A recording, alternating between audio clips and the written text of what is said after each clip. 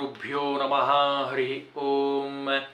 यतो जन्माद्यस्य श्रुतिसुनयमानैकविषयात् स्वतन्त्रस्तन्त्रज्ञो गुरुरपि गुरोर्यश्च जगतां विमूढा यत्तत्त्वं प्रकटमिह वेत्तुं सुमनसो मुकुन्दं ध्यायामपहतकुहकं तं स्वमहसा सर्वविघ्नप्रशमनं सर्वसिद्धिकरं परं सर्वजीवप्रणेतारं वन्दे विजयदं हरिं करोतु मम कल्याणं।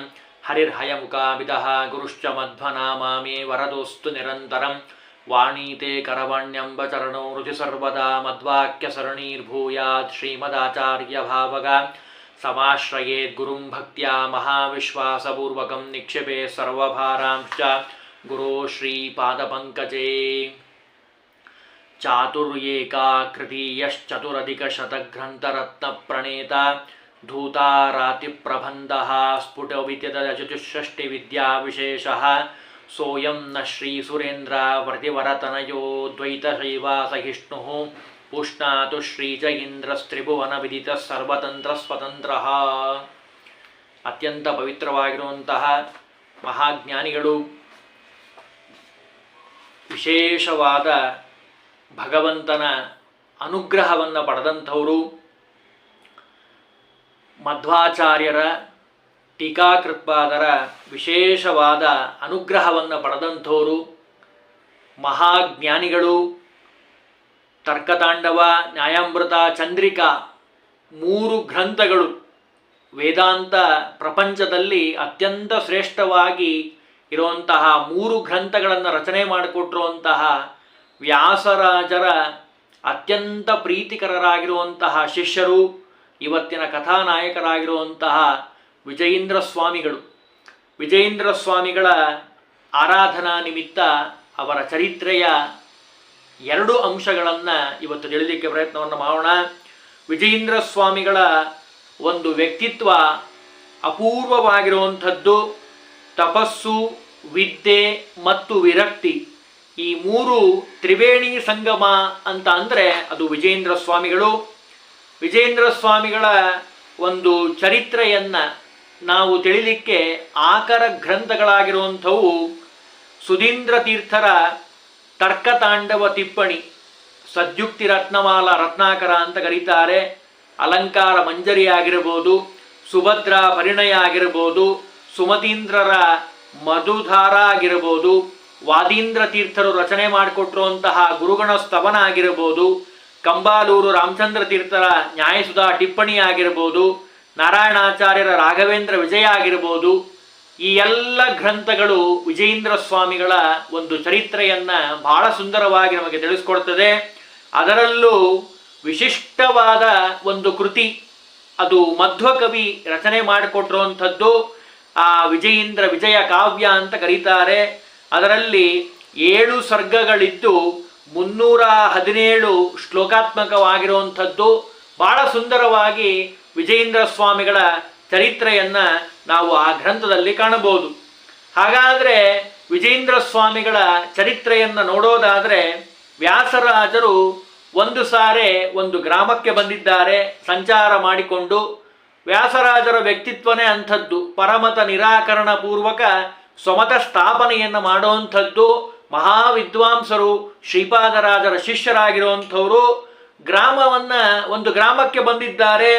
ಆ ಬಂದಂಥ ಸಂದರ್ಭದಲ್ಲಿ ಒಬ್ಬ ಬಹಳ ವಯಸ್ಸಾಗಿರುವಂತಹ ವೃದ್ಧ ಅವರು ನಮಸ್ಕಾರವನ್ನು ಮಾಡಿದ್ದಾರೆ. ನಮಸ್ಕಾರ ಮಾಡಿದ ಕೂಡಲೇ ಪುತ್ರವಂತನಾಗು ಅಂತ ಹೇಳಿ ಆಶೀರ್ವಾದವನ್ನು ಮಾಡಿದರು. ಆ ಸಂದರ್ಭದಲ್ಲಿ ಆ ವೃದ್ಧ ಹೇಳ್ತಾರಂತೆ, ನಾನು ವೃದ್ಧನಾಗಿರುವಂಥವನು, ನನ್ನ ಪತ್ನಿಯೂ ವೃದ್ಧಳಾಗಿದ್ದಾಳೆ, ನೀವು ಈ ರೀತಿಯಾಗಿ ಆಶೀರ್ವಾದ ಮಾಡಿದರೆ ಹೇಗೆ ಅಂತ ಕೇಳಿದಾಗ ಒಂದು ಸಾರೆ ಅವರ ಮುಖವನ್ನು ನೋಡಿ ವ್ಯಾಸರಾಜರು ಹೇಳಿದರಂತೆ, ಇವತ್ತು ನಾನು ಆಶೀರ್ವಾದ ಮಾಡಿರೋದು ನಾನಲ್ಲ, ನನ್ನ ಒಳಗಡೆ ಕೂತಿರುವಂತಹ ಭಗವಂತ ಕೃಷ್ಣ ಪರಮಾತ್ಮ ಆಶೀರ್ವಾದವನ್ನು ಮಾಡಿದ್ದಾನೆ. ನಿಮಗೆ ಒಳ್ಳೆ ಸಂತತಿ ಆಗ್ತದೆ, ಅದನ್ನು ಮಠಕ್ಕೆ ತಂದು ಕೊಡಬೇಕು ಅಂತ ಹೇಳದಂತಹ ಸಂದರ್ಭದಲ್ಲಿ ಅದನ್ನು ಮಠಕ್ಕೆ ತಂದು ಕೊಟ್ಟಿದ್ದಾರೆ. ಆ ಮಗುವನ್ನು ಮುಂದೆ ಒಳ್ಳೆಯ ಸತ್ಪುತ್ರ, ನೀವೇನು ತಂದು ಕೊಟ್ಟಿದ್ದೀರಲ್ಲ ಇದರ ಬಲದಿಂದ ಒಳ್ಳೆಯ ಸತ್ಪುತ್ರ ನಿಮಗೆ ಹುಡ್ತಾನೆ ಅಂತ ಹೇಳಿ ಆಶೀರ್ವಾದವನ್ನು ಮಾಡಿದ್ದಾರೆ. ವ್ಯಾಸರಾಜರು ಆ ಮಗುವನ್ನ ಮಠದಲ್ಲೇ ಇಟ್ಟು ಅದಕ್ಕೆ ಒಳ್ಳೆಯ ಪೋಷಣೆಯನ್ನು ಮಾಡಿ ಮುಂದೆ ಆಶ್ರಮವನ್ನು ನೀಡಿದ್ದಾರೆ. ಆಶ್ರಮವನ್ನು ನೀಡಿ ವಿಷ್ಣು ತೀರ್ಥರು ಅಂತ ಹೆಸರನ್ನು ಇಟ್ಟಿದ್ದಾರೆ.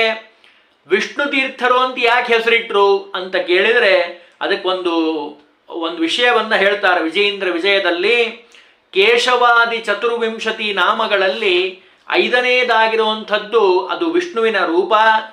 ನಮ್ಮ ಮತದ ಮುಖ್ಯವಾದ ಪ್ರಮೇಯ ಪಂಚಭೇದಾತ್ಮಕ ಪ್ರಪಂಚಕ್ಕೆ 5 ಭೇದಗಳಿಂದ ಕೂಡಿರುವಂಥದ್ದು ಈ ಪ್ರಪಂಚ.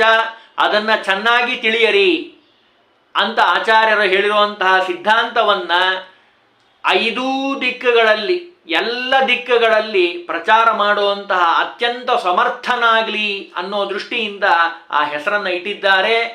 ಆ ರೀತಿಯಾಗಿ ಅವರನ್ನು ತಯಾರು ಮಾಡಿದ್ದಾರೆ. ಅದನ್ನು ಹೇಳಿಬಿಡ್ತಾರೆ ವಿಜಯೇಂದ್ರ ಸ್ತೋತ್ರದಲ್ಲಿ. ತಾವು ಮಾಡುವಂತಹ ಸ್ತೋತ್ರ ಷಡ್ವಾರಂ ವ್ಯಾಸರಾಜೇಂದು ಮುಖ ಶ್ರುತ್ವ ವಿಶೇಷತಃ ಅಂದರೆ ಸರ್ವಮೂಲ ಗ್ರಂಥಗಳನ್ನು ವ್ಯಾಸರಾಜರ ಮುಖದಿಂದ 6 ಬಾರಿ ಶ್ರವಣ ಮಾಡಿದಂತಹ ಮಹಾಮೇಧಾವಿಗಳು ವಿದ್ವಾಂಸರು ನಮ್ಮ ವಿಷ್ಣು ತೀರ್ಥರು. ನ್ಯಾಯಸುಧೆಯನ್ನ ನವಕೃತ್ವೋ ನ್ಯಾಯಸುಧಾ ವ್ಯಾಸತೀರ್ಥ ಪಯೋನಿದೇಹೆ 9 ಬಾರಿ ನ್ಯಾಯಸುಧಾ ಪಾಠವನ್ನ ವ್ಯಾಸರಾಜರು ಈ ವಿಷ್ಣು ತೀರ್ಥರಿಗೆ ಮಾಡಿದ್ದಾರೆ. ಒಂದು ಸಾರಿ ರಾಯರ ಮಠದ ಪರಂಪರೆಯಲ್ಲಿ ಬಂದಿರುವಂತಹ ಸುರೇಂದ್ರ ತೀರ್ಥರು ಬಂದಿರ್ತಾರೆ. ಸುರೇಂದ್ರ ತೀರ್ಥರು ಈ ವಿಷ್ಣು ತೀರ್ಥರನ್ನ ನೋಡಿ ವ್ಯಾಸರಾಜರಲ್ಲಿ ಹೇಳ್ತಾರೆ, ಇವರನ್ನು ನಮಗೆ ಬಿಟ್ಟುಕೊಡಬೇಕು ಒಂದು ಸಂದರ್ಭದಲ್ಲಿ. ಆಗಲಿ ಅಂತ ಹೇಳಿ ಎಷ್ಟು ಉದಾರ ನೋಡಿ. ತಾವು ಬೆಳೆಸಿರುವಂತಹ ಶಿಷ್ಯ ತಮ್ಮ ಮಠಕ್ಕೆ ಮುಂದೆ ಉತ್ತರಾಧಿಕಾರಿಯಾಗಲಿ ಅಂತ ಸುರೇಂದ್ರ ತೀರ್ಥರು ಕೇಳಿಕೊಂಡಾಗ ಉದಾರತನದಿಂದ, ವ್ಯಾಸರಾಜರ ವ್ಯಕ್ತಿತ್ವ ನಾವಿಲ್ಲಿ ಗಮನಿಸಬೇಕು, ಉದಾರತನದಿಂದ ಅವರು ತಮ್ಮ ಶಿಷ್ಯನನ್ನು ಬಿಟ್ಕೊಟ್ಟಿದ್ದಾರೆ. ವಿಷ್ಣು ತೀರ್ಥರು ಅಲ್ಲಿ ಸುರೇಂದ್ರ ತೀರ್ಥರ ಹತ್ರ ಹೋದಾಗ ಅವರು ಮತ್ತೆ ನಾಮಕರಣವನ್ನು ಮಾಡಿದ್ದಾರೆ. ವಿಷ್ಣು ತೀರ್ಥರು ವಿಜಯೇಂದ್ರ ತೀರ್ಥರು ಅಂತ ಅನಿಸ್ಕೊಂಡ್ರು. 2 ಕಡೆ ವಕಾರ ಇದೆ. ಅಂದ್ರೆ ಏನು? ವ್ಯಾಪ್ತತ್ವ. ಭಗವಂತ ಸರ್ವತ್ರದಲ್ಲಿ ವ್ಯಾಪ್ತನಾಗಿರುವಂಥವನು ಅನ್ನುವಂತಹ ವಿಶಿಷ್ಟವಾದ ಒಂದು ಗುಣವನ್ನ ಎಲ್ಲ ಕಡೆ ಪ್ರಚಾರ ಮಾಡುವಂಥವರು.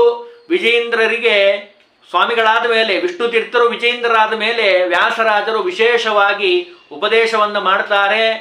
ಜ್ಞಾನವನ್ನ ಪ್ರಸಾರ ಮಾಡೋದು ಎಷ್ಟು ಮುಖ್ಯನೋ, ಶಕ್ತಿಯಿಂದ ಎಷ್ಟು ರೀತಿಯಿಂದ ಪ್ರಚಾರ ಮಾಡಬೇಕು ಆ ರೀತಿಯಾಗಿ ಎಲ್ಲ ಮಾಡಿ, ಜೊತೆಗೆ ದುಷ್ಟ ಜನರ ಹಾವಳಿ ಉಂಟಾದಾಗ, ವಾಮಾಚಾರ ಮಾಟ ಮಂತ್ರಗಳು ಬಂದಾಗ ಸಾತ್ವಿಕವಾದ ಒಂದು ಪ್ರಭೆಯನ್ನು ತೋರಿಸಿ ಮತವನ್ನ ಉಳಿಸುವಂಥದ್ದು ನಿಮ್ಮ ಜವಾಬ್ದಾರಿ, ಕರ್ತವ್ಯ. ಅದರ ಜೊತೆಗೆ ಗ್ರಂಥ ರಚನೆಯನ್ನ ಮಾಡಿ ಎಲ್ಲರಿಗೂ ಮಾರ್ಗದರ್ಶನವನ್ನು ಮಾಡಬೇಕು ಅಂತ ಹೇಳಿ ವಿಶೇಷವಾಗಿ ಅವರು ಆಶೀರ್ವಾದವನ್ನು ಮಾಡಿ ಕಳಿಸ್ತಾರೆ. ಮುಂದೆ ಅವರ ಸಂಚಾರ ಹೇಳ್ತಾರೆ. ಬಹಳ ವಿಸ್ತಾರವಾಗಿರುವಂಥದ್ದು ಅವರ ಸಂಚಾರ, ಅವರ ಮಹಾಮಹಿಮೆನೂ ಅಂಥದ್ದೇ. ಒಂದು ಸಾರಿ ವಾದಿ ಜಯ ಅವರ ಒಂದು ಚರಿತ್ರೆಯಲ್ಲಿ ನಾವು ಕಾಣ್ತೀವಿ. ವಾದಿಗಳನ್ನ ವಿಶೇಷವಾಗಿ ಜಯಿಸಿದಂತಹ ಕೀರ್ತಿ ನಮ್ಮ ವಿಜಯೇಂದ್ರ ಸ್ವಾಮಿಗಳದು. ಒಂದು ಸಾರಿ ತರ್ಕಚೂಡಾಮಣಿ ಭಟ್ಟಾಚಾರ್ಯ ಅನ್ನುವಂತಹ ವ್ಯಕ್ತಿ ಅವರ ಶಿಷ್ಯನಾಗಿರುವಂಥವನು. ಅವನು ನವದ್ವೀಪವಾಸಿಯಾಗಿರುವಂತಹ ವಿದ್ವಾಂಸ. ವಿಜಯೇಂದ್ರ ಸ್ವಾಮಿಗಳ ಹತ್ರ ಬಂದಿದ್ದಾನೆ ವಾದ ಮಾಡಬೇಕು ಅಂತ ಹೇಳಿ. ಕೈ ಮುಗಿದ ಅಪೇಕ್ಷೆಯನ್ನು ಪಟ್ಟ, ನಿಮ್ಮ ಜೊತೆ ವಾದ ಮಾಡಬೇಕು. ಆ ಸಂದರ್ಭದಲ್ಲಿ ಅವನಿಗೆ ಮನಸ್ಸಿನಲ್ಲಿತ್ತು, ನಾನು ಅಪಾರವಾಗಿರುವಂತಹ ಪಾಂಡಿತ್ಯ ಉಳ್ಳಂತಹ ಪಂಡಿತ, ಇವರೇನು ನನ್ನನ್ನು ಸೋಲಿಸ್ಲಿಕ್ಕೆ ಸಾಧ್ಯ ಆಗತ್ತೆ, ಆರಾಮಾಗಿ ಇವನ್ನ ಸೋಲಿಸ್ಬಿಡ್ತೀನಿ ಅಂತ ಮನಸ್ಸಿನಲ್ಲಿ ಅನ್ಕೊಂಡು ಬಂದ. ಆದರೆ ವ್ಯಾಸರಾಜರ ಶಿಷ್ಯರಾಗಿರುವಂಥವ್ರು ವಿಜೇಂದ್ರ ಸ್ವಾಮಿಗಳು ಲೀಲಾಜಾಲವಾಗಿ, ಮೀನು ನೀರಿನಲ್ಲಿ ಹೇಗೆ ಲೀಲಾಜಾಲವಾಗಿ ವಿಹಾರ ಮಾಡ್ತದೋ ಹಾಗೆ ವಿದ್ವತ್ ಪ್ರಪಂಚದಲ್ಲಿ ವಿಜೇಂದ್ರ ಸ್ವಾಮಿಗಳು ವಿಜಯದ ಪತಾಕೆಯನ್ನ, ವಿಜಯದ ದುಂದುಬಿಯನ್ನ ಮೊಳಗಿದಂಥವರು. ಸೋತ ನಂತರ ಅಪಾರವಾದ ಕಾಣಿಕೆಯನ್ನ ವಿಶೇಷವಾಗಿ ಅವರು ಉದಾರತನದಿಂದ ಆ ಬ್ರಾಹ್ಮಣನಿಗೆ ಅನುಗ್ರಹವನ್ನು ಮಾಡಿದ್ದಾರೆ. ಸೋತರು ಅಂತ ಹೇಳಿ ಅವಮಾನ ಮಾಡೋ ಪದ್ಧತಿ ಇಲ್ಲ, ವಿಶೇಷವಾಗಿ ಅವರಿಗೆ ಮಾನ ಸನ್ಮಾನವನ್ನು ನೀಡಿದ್ದಾರೆ. ಇದೇ ರೀತಿ ಸಂಚಾರವನ್ನು ಮಾಡ್ತಾ ಬಂದಂತಹ ಸಂದರ್ಭದಲ್ಲಿ ವಾದಿಗಳು ಇವರನ್ನ ನೋಡಿದ್ರು, ವಾದದಿಂದ ಇವರನ್ನ ಗೆಲ್ಲಕ್ಕೆ ಸಾಧ್ಯ ಇಲ್ಲ, ಬೇರೆ ಏನಾದರೂ ಮಾಡಬೇಕಲ್ಲ ಅಂತ ಯೋಚನೆ ಮಾಡಿ ಅವರೇನ್ ಮಾಡಿದ್ದಾರೆ, ದುಷ್ಟನಾಗಿರುವಂತಹ ಮಾಂತ್ರಿಕನನ್ನ ಕರೆದಿದ್ದಾರೆ. ದುಷ್ಟನಾಗಿರುವಂತಹ ಮಾಂತ್ರಿಕ, ಆ ಮಲಯಾಳಿ ಮಾಂತ್ರಿಕನನ್ನ ಕರೆದು ಗೆರೆ ಹಾಕ್ತಾ ಹೋದ ಅವನು. ಆ ಗೆರೆಯನ್ನ ಯಾರು ದಾಟಿ ಬರ್ತಾರೋ ಅವನು ಅನ್ಕೊಂಡ ಇವರು ಸ್ವಾಮಿಗಳು, ಜಪ ತಪ ಮಾಡೋವಂಥವ್ರು, ಪಾಠ ಪ್ರವಚನ ಮಾಡೋವಂಥವ್ರು, ಇವ್ರ ಕೈಲಿ ಏನಾಗಲ್ಲ ಅಂತ ಅನ್ಕೊಂಡಿದ್ದ. ವರ್ತುಲಾಕಾರದ ಒಂದು ಗೆರೆಯನ್ನ ಹಾಕಿ ಮಧ್ಯದಲ್ಲಿ ಹೂವುಗಳನ್ನಿಟ್ಟು ನಿಂಬೆ ಹಣ್ಣನ್ನಿಟ್ಟು ಆ ಮಾಂತ್ರಿಕರೆಲ್ಲ ಮಾಡ್ತಾರೆ. ಆ ರೀತಿಯಾಗಿ ಮಾಡಿದಂತಹ ಸಂದರ್ಭದಲ್ಲಿ ಎಲ್ಲವನ್ನ ಜಯಿಸಿದ್ದಾರೆ ವಿಜಯೇಂದ್ರ ಸ್ವಾಮಿಗಳು. ಭಾರೀ ಬೀಗ್ತಿದ್ದ ಮಾಂತ್ರಿಕ, ನನ್ನ ಮುಂದೆ ಯಾರಿಲ್ಲ ಅಂತ. ಅವನು ಸೋತು ಶರಣಾಗಿದ್ದಾನೆ. ವಿಶೇಷವಾಗಿ ಅವರ ಕಾಣಿಕೆಯನ್ನ ಸಲ್ಲಿಸಿದ್ದಾನೆ. ಸನ್ಮಾರ್ಗದಲ್ಲಿ ಮಾತ್ರ ಗೆಲ್ಲಲಿಕ್ಕೆ ಸಾಧ್ಯ. ಅವನು ಸೋತ ಮೇಲೆ ಶರಣಾಗತಿಯಾಗಿದ್ದಾನೆ. ಇನ್ನು ಮೇಲೆ ನಾನು ಈ ರೀತಿಯಾಗಿ ಕೆಟ್ಟ ಪ್ರಭಾವವನ್ನು ಮಾಡೋದಿಲ್ಲ ಅಂತ ಹೇಳಿ ಅವರ ಮುಂದೆ ಶರಣಾಗತನಾಗಿದ್ದಾನೆ. ಈ ರೀತಿಯಾಗಿ ಒಂದಲ್ಲ ಎರಡಲ್ಲ, ಅವರು ಹೋದ ಕಡೆ ಎಲ್ಲ ಕಡೆ ಅವರು ವಿಶೇಷವಾಗಿ ಆ ವಾದಿಗಳ ನಿಗ್ರಹವನ್ನು ಮಾಡಿದ್ದಾರೆ. ಚತುಷ್ಷಷ್ಟಿ ಆ ಶ್ಲೋಕದಲ್ಲೇ ನಾವು ಕಾಣ್ತೀವಿ. ಗುರುಗಣ ಸ್ತವನದಲ್ಲಿ ವಾದೀಂದ್ರ ತೀರ್ಥರು ಹೇಳ್ತಾರೆ, ಚಾತುರ್ ಏಕಾಕೃತಿಯಶ್ಚತುರಧಿಕ ಶತಗ್ರಂಥ ರತ್ನ ಪ್ರಣೇತ. ಅವರ ಮಹಿಮೆಯನ್ನು ಹೇಳ್ತಾರೆ. ಚತುಷ್ಷಷ್ಟಿ ಕಲೆಯಿಂದ 64 ವಿದ್ಯೆಗಳಲ್ಲಿ ವಿಶೇಷವಾಗಿ ಪರಿಣಿತರಾಗಿರುವಂಥವರು ನಮ್ಮ ವಿಜಯೇಂದ್ರ ಸ್ವಾಮಿಗಳು. ಇನ್ನೂ ಅವರ ಒಂದು ವೈಶಿಷ್ಟ್ಯತೆ ಏನು ಅಂದರೆ, ಎಲ್ಲಾದರೂ ಜಗಳ ಬಂದರೆ ಅದನ್ನು ಬಹಳ ಒಳ್ಳೆ ರೀತಿಯಿಂದ ಪರಿಹಾರ ಮಾಡುವಂಥವ್ರು. ವ್ಯಾಸರಾಜರ ಕಾಲದಲ್ಲಿ ನಾವು ಕುಂಭಕೋಣಕ್ಕೆ ಹೋದವರಿಗೆ ಚೆನ್ನಾಗಿ ಗೊತ್ತಾಗುತ್ತೆ. ಅಲ್ಲಿ 2 ದೇವಸ್ಥಾನಗಳು ಇದೆ, ಶೈವ ದೇವಸ್ಥಾನವೂ ಇದೆ, ವಿಷ್ಣುವಿನ ದೇವಸ್ಥಾನವೂ ಇದೆ. ಆ ಸಂದರ್ಭದಲ್ಲಿ ಇಬ್ಬರಲ್ಲೂ ಜಗಳ ಆಗಿದೆ. ಮತದ್ವೇಷ, ವರ್ಣದ್ವೇಷ ಇವೆಲ್ಲ ಮಾಯ ಆಗಿತ್ತು. ಆದರೂ ಯಾರೋ ಮಧ್ಯೆ ಇರೋರು ಇರ್ತಾರಲ್ಲ, ಇಬ್ಬರ ಮಧ್ಯೆ ಜಗಳ ಹಚ್ಚಿ ನೋಡುವಂಥವ್ರು, ಅವರೇನು ಮಾಡಿದ್ದಾರೆ, ಕುಂಬೇಶ್ವರ ಮತ್ತು ಸಾರಂಗಪಾಣಿ, ಕುಂಭಕೋಣಕ್ಕೆ ಹೋದವ್ರಿಗೆ ಗೊತ್ತಾಗತ್ತೆ, ಅಲ್ಲಿ ಏನಾದರೂ ಮಾಡಿ ಜಗಳ ಹಚ್ಚಬೇಕಪ್ಪ. ವೈಷ್ಣವರಲ್ಲಿ ಮತ್ತು ಶೈವರಲ್ಲಿ ಜಗಳ ಆಡಬೇಕು ಅಂತ ಹೇಳಿ, ಅವರಿಬ್ಬರಲ್ಲಿ ಜಗಳ ಮಾಡಿಸಬೇಕು ಅಂತ ಹೇಳಿ ಅವರೇನು ಮಾಡಿದ್ದಾರೆ, ನೂರಾರು ಸಾವಿರಾರು ಲಿಂಗಗಳನ್ನ, ಬಸವಗಳ ಪ್ರತೀಕವನ್ನ ಏನು ಆ ಹೊಂಡ ಇತ್ತಲ್ಲ ಅದರಲ್ಲಿ ನೀರಲ್ಲಿ ಹಾಕಿದ್ದಾರೆ. ಏನಾದರೂ ಮಾಡಿ ಆ ಸರೋವರದಿಂದ ನಾವೇ ಇದನ್ನ ಮಾಡಲಿಕ್ಕೆ ಸಮರ್ಥರು ಅಂತ ಅನಿಸ್ಕೊಳ್ಳಬೇಕು ಅಂತ ಹೇಳಿ ಒಂದೇನೋ ಉಪಾಯವನ್ನು ಮಾಡಿದ್ದಾರೆ. ಆದರೆ ವಿಜಯೇಂದ್ರ ಸ್ವಾಮಿಗಳಿಗೆ ಇದು ಗೊತ್ತಾಗಿದೆ ಜ್ಞಾನದೃಷ್ಟಿಯಿಂದ. ಅವರೇನೂ ಮಾತಾಡಲೇ ಇಲ್ಲ, ಸುಮ್ಮನಿದ್ರು. ಬಳಿಕ ಮರುದಿವಸ ಏನಾಗಿದೆ, ರಾಜನ ಸಮ್ಮುಖದಲ್ಲಿ ಕರೆದಿದ್ದಾರೆ. ರಾಜನ ಸಮ್ಮುಖದಲ್ಲಿ ಶೈವರು ಬಂದಿದ್ದಾರೆ, ವೈಷ್ಣವರು ಬಂದಿದ್ದಾರೆ. ದುಷ್ಟರಿಗೆಲ್ಲ ಸಂತೋಷ. ಯಾಕೆ ಅಂದರೆ ಆ ನೀರಿನಲ್ಲಿ ನಾವು ಹಿಂದಿನ ದಿವಸ ರಾತ್ರಿನೇ ಹಾಕಿಟ್ಟಿದ್ದೀವಿ. ಯಾವ ಪ್ರತೀಕ ಬರ್ತದೋ ಆ ಪರೀಕ್ಷೆ ಆಗಿಬಿಡಲಿ ಅಂದರು. ಯಾವ ಪ್ರತೀಕ ಆ ನೀರಿನಲ್ಲಿ ಸಿಗ್ತದೋ ಅದು ಅವರ ಜಾಗ ಅಂತ ಹೇಳಿ ಇಬ್ಬರು ಮಾತಾಡಿದ್ದಾರೆ. ಆ ಸಂದರ್ಭದಲ್ಲಿ ಒಂದು ಹಿಡೀ ಮಂತ್ರಾಕ್ಷತೆಯನ್ನು ವಿಜೇಂದ್ರ ಸ್ವಾಮಿಗಳು ಅಪರೋಕ್ಷ ಜ್ಞಾನಿಗಳು ಒಂದು ಹಿಡೀ ಮಂತ್ರಾಕ್ಷತೆಯನ್ನು ಶಿಷ್ಯನ ಕೈಲಿ ಕೊಡಿಸಿದ್ದಾರೆ. ಮಂತ್ರಾಕ್ಷತೆ ಅಭಿಮಂತ್ರಣ ಮಾಡಿ ಆ ಸರೋವರದಲ್ಲಿ ಹಾಕಿದ್ದಾರೆ. ಈಜುಗಾರರಿಗೆಲ್ಲ ಹೇಳಿದರು, ಹುಡುಕಿದಂಥ ಸಂದರ್ಭದಲ್ಲಿ ಆ ಲಿಂಗಗಳೆಲ್ಲ ಹನುಮಂತ ದೇವರ ಪ್ರತೀಕಗಳಾಗಿದ್ದಾವೆ, ಹನುಮತ್ ಪ್ರತೀಕಗಳಾಗಿದ್ದಾವೆ. ಎಲ್ಲರಿಗೂ ಆಶ್ಚರ್ಯ, ಎಂತಹ ಮಹಿಮೆ ವಿಜೇಂದ್ರ ಸ್ವಾಮಿಗಳದು. ಕುಹಕಿಗಳ ಕುತಂತ್ರವನ್ನ ಬಲ್ಲಂತಹ ಮಹಾ ಮಹಿಮರು ನಮ್ಮ ವಿಜೇಂದ್ರ ಸ್ವಾಮಿಗಳು. ನಮ್ಮ ವಿಜೇಂದ್ರ ಸ್ವಾಮಿಗಳ ಕಾಲದಲ್ಲೇ ಇದ್ದಂತಹ ವಾದಿರಾಜ ಸ್ವಾಮಿಗಳು ಮೂಡುಬಿದರೆಯ ಬಸದಿಯಲ್ಲಿರುವಂತಹ ಪಚ್ಚೆಯ ಜೈನ ವಿಗ್ರಹವನ್ನ ವಿಠ್ಠಲ ಮೂರ್ತಿಯನ್ನಾಗಿ ಪರಿವರ್ತನೆ ಮಾಡಿದ್ದೂ ಸಹಿತ ನಾವು ಈ ಸಂದರ್ಭದಲ್ಲಿ ಸ್ಮರಣೆ ಮಾಡಬೇಕು. ಅಂದರೆ ಸಮಕಾಲೀನರಾಗಿರುವಂಥವರು, ವಿಶೇಷವಾಗಿ ಆಚಾರ್ಯರ ಅನುಗ್ರಹವನ್ನು ಪಡೆದವರು ಯಾವ ಕೆಲಸವನ್ನು ಬೇಕಾದರೂ ಸುಲಲಿತವಾಗಿ ಮಾಡ್ತಾರೆ ಅನ್ನಲಿಕ್ಕೆ ಇದು ಅತ್ಯಂತ ಒಂದು ಉತ್ತಮ ಉದಾಹರಣೆ ಅಂತ ಹೇಳ್ತಾರೆ. ಇನ್ನು ಹೋದ ಕಡೆ ಎಲ್ಲ ಕಡೆ ವಿಶೇಷವಾಗಿ ವಾದಿ ನಿಗ್ರಹವನ್ನು ಮಾಡಿದಂಥವರು. 64 ವಿದ್ಯೆಯಲ್ಲಿ ಜ್ಯೋತಿಷ್ಯವೂ ಒಂದು. ಜ್ಯೋತಿಷ್ಯ ಅದು ಅತ್ಯಂತ ಶ್ರೇಷ್ಠವಾದ ಒಂದು ವಿದ್ಯೆ. ಆಚರಣೆ ಸದಾಚಾರವನ್ನು ಯಾರು ಮಾಡ್ತಾರೋ ಅವರಿಗೆ ಒಲಿಯುವಂತಹದ್ದು ವಿದ್ಯೆ. ಅದರಲ್ಲಿ ವೇದಾಂಗಗಳಲ್ಲಿ ಜ್ಯೋತಿಷ್ಯ ಒಂದು ಸಾರಿ ಒಬ್ಬ ಜ್ಯೋತಿಷ್ಶಾಸ್ತ್ರದಲ್ಲಿ ಭಾರೀ ಪರಿಣಿತನಾಗಿರುವಂಥವನು ಅವನು ವಾದ ಮಾಡಲಿಕ್ಕೋಸ್ಕರವಾಗಿ ಬಂದ. ಜ್ಯೋತಿರ್ಮಾರ್ತಾಂಡ ಅನ್ನುವಂತಹದ್ದು ಬಿರುದು ಆ ಜ್ಯೋತಿಷ್ಯಗಾರನಿಗೆ. ಪ್ರಕಾಂಡ ಪಂಡಿತ, ವಿಶೇಷವಾದ ಪ್ರಶಸ್ತಿಗಳು. ಪ್ರಶ್ನೆ ಭಾಗದಲ್ಲಂತೂ ಅವನನ್ನ ಯಾರೂ ಹಿಂದೆ ಸರಿಸ್ಲಿಕ್ಕೆ ಸಾಧ್ಯ ಇಲ್ಲ, ಅಷ್ಟು ಪ್ರಾವೀಣ್ಯವನ್ನು ಪಡೆದಂಥವನು. ನಿಮ್ಮ ಜೊತೆಗೆ ನಾನು ಸ್ಪರ್ಧೆ ಮಾಡಬೇಕು ಅಂದ ವಿಜೇಂದ್ರ ಸ್ವಾಮಿಗಳ ಜೊತೆಗೆ. ಆಗಲಿ, ಅವಶ್ಯವಾಗಲಿ, ಏನು ಸ್ಪರ್ಧೆ ಮಾಡೋದು? ನಾನೀಗ ಹೇಳಿದ್ನಲ್ಲ, ಪ್ರಶ್ನೆ ಮಾರ್ಗದಲ್ಲಿ ಅವನು ಭಾರಿ ವಿಶೇಷವಾದ ಪರಿಣಿತಿ. ಅದಕ್ಕೆ ಅವ್ರು ಹೇಳಿದರು, ಆ ಪರೀಕ್ಷೆ ಮಾಡೋವಂಥವರು 2 ಒಕ್ಕಣಿಕೆ ಚೀಟಿಯಲ್ಲಿ ಬರೀಬೇಕು. ನಾಳೆ ಸಾಯಂಕಾಲ ಏನಾಗ್ತದೆ ಅಂತ ಇವತ್ತೇ ಬರೀಬೇಕು. ನೀವು ಬರೀರಿ, ಆ ವಿದ್ವಾಂಸನೂ ಬರೀಲಿ. ನಾಳೆ ಸಾಯಂಕಾಲ ಅದನ್ನು ತೆಗೆದು ನೋಡೋಣ ಮಾರನೇ ದಿವಸ. ಆಗಲಿ, ಇಬ್ಬರು ಆಯಿತು, ಇಬ್ಬರು ಬರೆದಿದ್ದಾರೆ. ಇವನು ಆ ಚೀಟಿಯಲ್ಲಿ ಬರೆದಿದ್ದ. ಯಾರು? ನಮ್ಮ ಜ್ಯೋತಿಷ್ಯಗಾರ. ಸಭೆ ಸಂಜೆ ಸೇರಿದೆ, ಆ ಚೀಟಿಯಲ್ಲಿ ಬರೆದಿದ್ದ. ಏನು ಬರೆದಿದ್ದ? ವಿಜೇಂದ್ರ ಸ್ವಾಮಿಗಳಿಗೆ ವಿಶೇಷವಾಗಿ, ಸ್ವಾಮಿಗಳಲ್ಲ, ವಿಶೇಷವಾಗಿ ಸನ್ಮಾನವನ್ನು ಮಾಡ್ತಾರೆ ಅಂತ ಬರೆದಿದ್ದ. ಇಷ್ಟೇ ಬರೆದಿದ್ದ ಇವನು. ಯಾರು? ಜ್ಯೋತಿಷ್ಯಗಾರ. ವಿಜೇಂದ್ರ ಸ್ವಾಮಿಗಳು ಅಪರೋಕ್ಷ ಜ್ಞಾನಿಗಳು, ವಿಶೇಷ ಹರಿವಾಯು ಗುರುಗಳ ಅನುಗ್ರಹವನ್ನು ಪಡೆದಂಥವರು. ಆ ಒಕ್ಕಣಿಕೆಯಲ್ಲಿ ವಿಜೇಂದ್ರ ಸ್ವಾಮಿಗಳು ಬರೆದಿದ್ರಂತೆ. ಏನು ಬರೆದಿದ್ರು? ಈ ಚೀಟಿಯನ್ನ, ಈ ಒಕ್ಕಣಿಕೆಯನ್ನ ತೆಗೆದು ಓದುವಂತ ಸಂದರ್ಭದಲ್ಲಿ ಈ ಜ್ಯೋತಿಷ್ಯಗಾರ ಏನಿದ್ದಾನಲ್ಲ, ಇವನಿಗೆ ಪುತ್ರೋತ್ಸವವಾಗಿದ ಸುದ್ದಿಯನ್ನ ಒಬ್ಬ ಸೇವಕ ಬಂದು ಹೇಳ್ತಾನೆ ಅಂತ ಬರೆದಿದ್ರು. ಯಾವಾಗ ಅವನು ಚೀಟಿ ತೆಗೆದು ಆ ಸಂದರ್ಭಕ್ಕೆ ಸರಿಯಾಗಿ ಒಬ್ಬ ವ್ಯಕ್ತಿ ಬಂದಿದ್ದಾನೆ, ನಿಮಗೆ ಪುತ್ರೋತ್ಸವವಾಗಿದೆ ಅಂದ ಜ್ಯೋತಿಷ್ಯಗಾರನಿಗೆ. ಆ ಜ್ಯೋತಿಷ್ಯಗಾರ ಅನ್ಕೊಂಡಂತೆ, ತನ್ನ ಪಾಂಡಿತ್ಯ ನಾನೇ ಬಹಳ ದೊಡ್ಡವನು ಅಂತ ಅನ್ಕೊಂಡಿದ್ದೆ, ನನ್ನ ಬಗ್ಗೆ ನನಗಿಂತ ಹೆಚ್ಚಾಗಿ ವಿಜೇಂದ್ರ ಸ್ವಾಮಿಗಳಿಗೆ ಗೊತ್ತಿದೆ ಅಂತ ಹೇಳಿ ನಮಸ್ಕಾರವನ್ನು ಮಾಡಿದ್ದಾನೆ. ಅಂದರೆ ಜ್ಯೋತಿಷ್ಯ ಶಾಸ್ತ್ರ ಅನ್ನುವಂಥದ್ದೇನಿದೆಯಲ್ಲ, ಅದು ಕರ್ಮಾನುಷ್ಠಾನ, ಸದಾಚಾರಕ್ಕೆ ಅತ್ಯಂತ ಒಲಿಯುವಂಥದ್ದು.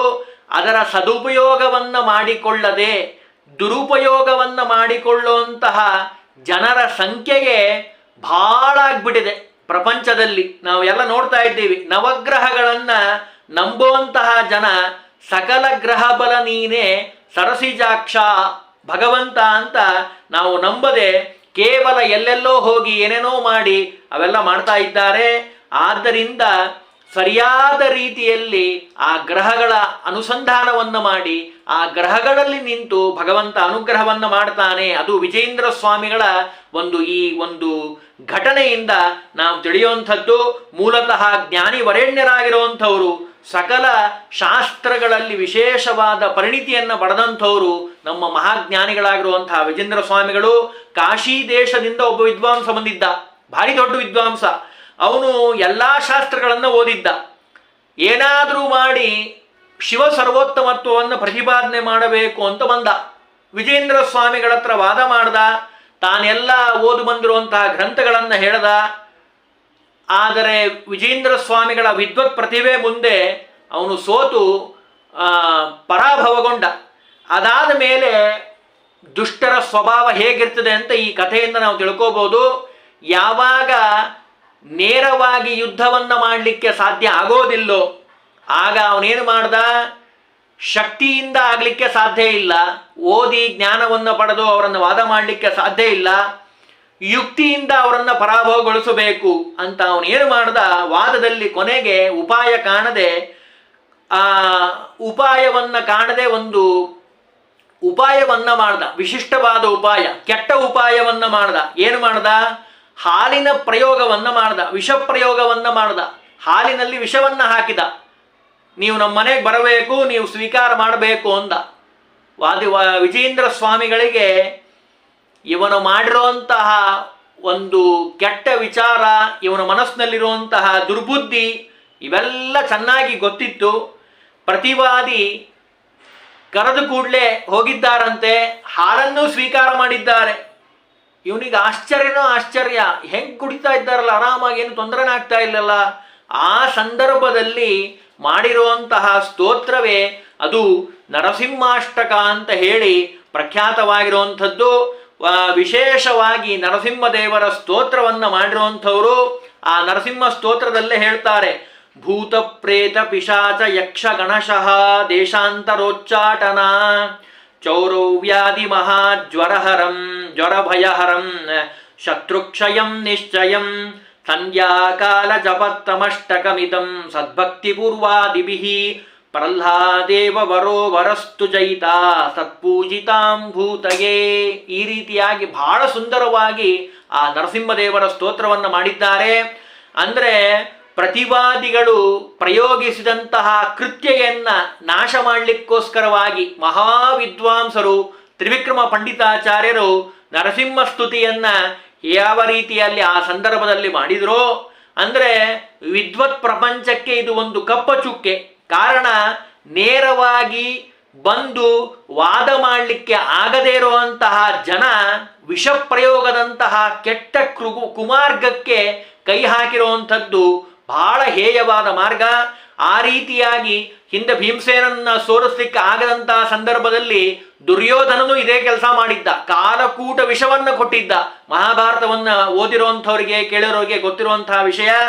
ಆ ರೀತಿಯಾಗಿ ಮಾಡಿದರೂ ಮಹಾಜ್ಞಾನಿಗಳಾಗಿರುವಂತಹ ಸತ್ಯಬೋಧ ತೀರ್ಥರಿಗೂ ವಿಷಪ್ರಾಶನವನ್ನ ಮಾಡಿದ್ರು. ನೈವೇದ್ಯ ವಿಷಗಂಬ್ರಾಮೆ ಅವರ ಚರಮ ಶ್ಲೋಕದಲ್ಲಿ ನಾವು ಕಾಣ್ತೀವಿ. ಅವರೆಲ್ಲರೂ ಭಗವಂತನ ವಿಶೇಷ ಕೃಪಾ ಕಟಾಕ್ಷವನ್ನು ಪಡೆದಂಥವರು, ವಾಯುದೇವರ ಆಚಾರ್ಯರ ಅನುಗ್ರಹವನ್ನು ಪಡೆದಂಥವರು. ಹಾಗಾಗಿ ಪ್ರಹ್ಲಾದ ವಂದಿತನಾಗಿರುವಂತಹ ನರಸಿಂಹದೇವರ ಸ್ತೋತ್ರವನ್ನು ಮಾಡಿ ಸಕಲ ಆಪತ್ತುಗಳನ್ನು ಪರಿಹಾರ ಮಾಡಿಕೊಂಡಂಥವರು ಮಹಾಜ್ಞಾನಿಗಳಾಗಿರುವಂತಹ ವಿಜೇಂದ್ರ ಸ್ವಾಮಿಗಳು. ಮೊದಲಿಗೆ ವಿಷದ ಪ್ರಭಾವವು ಶ್ರೀಗಳ ದೇಹದಲ್ಲಿ ಸ್ವಲ್ಪ ಕಾಣಿಸಿಕೊಂಡ್ರು, ಕ್ರಮೇಣ ಅದು ಪ್ರಭಾವ ಕುಂದಿ ಹೋಗಿದೆ. ಯಾವಾಗ ಸ್ತೋತ್ರವನ್ನ ಮಾಡಿ ಮುಗಿಸಿದ್ರೋ ಆ ವೀರ್ಯ ನಿರ್ವೀರ್ಯವಾಗಿ ಹೋಯಿತು, ಆ ವಿಷ ಹೋಗೇ ಬಿಡ್ತು.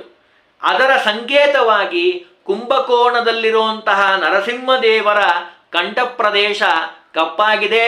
ಕೇವಲ ಈ ಘಟನೆಯ ಸೂಚಕ ಮಾಡಲಿಕ್ಕೋಸ್ಕರವಾಗಿ ಕಪ್ಪಾಗಿರುವಂಥದ್ದು. ಭಗವಂತ ಸಚ್ಚಿದಾನಂದ ಮೂರ್ತಿ, ಅವನಿಗೆ ಯಾವ ದೋಷಾದಿಗಳು ಇಲ್ಲ.